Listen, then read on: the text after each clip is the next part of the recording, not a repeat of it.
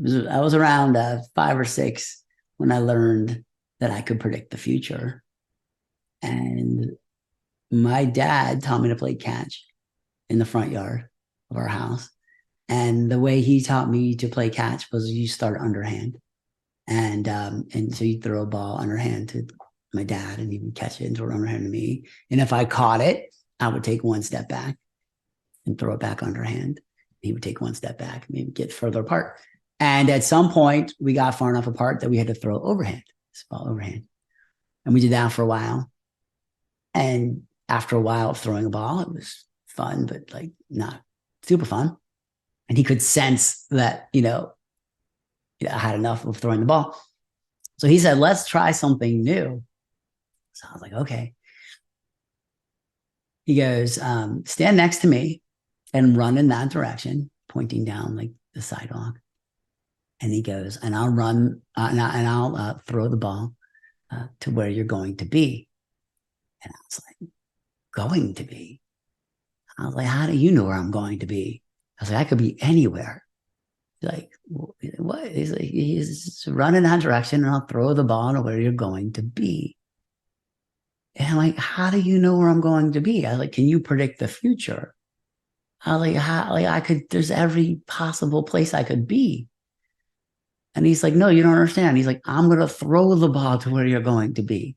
I was still baffled by this, but I did. I stood next to him and he said, okay, run. So I start running and he throws this ball in the air and it was a super long throw. And I was like, oh, I have to zig and zag and move and try to move to where it's going to be and hopefully like meet up with it somewhere in the future. So I did, and I zigged and I zagged and I caught it on my first try. And I was like, yay. And he's like, yay. And I guess he thought I was going to be like a baseball player or some thing like that. But because I was so happy that I caught the ball. But I was happy because I learned something. The first thing I learned is my dad can predict the future. My dad knew where I was going to be. And the second thing I learned is I can predict the future because I knew where the ball was going to be. But I knew where the ball was going to be in a model that told me where it was going to be. And I also could feel it in a feeling called intuition that also, based on that model, told me where it was going to be. Or maybe it's the other way around, that my intuition told me where it was going to be. And I built the model of the sensations of intuition based on position, velocity, acceleration, momentum, and friction. Either way. But what I learned is anybody that throws a ball to where somebody else is going to be can predict the future. And anyone that moves their body or their hand in some way to where a ball is going to be in the future is predicting the future. And this was useful for me in my life because it's possible to do this with ideas.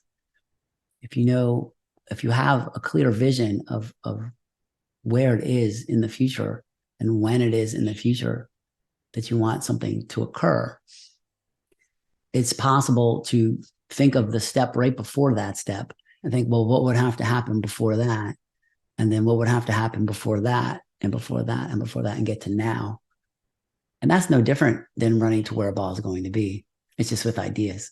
I'll talk more about this later.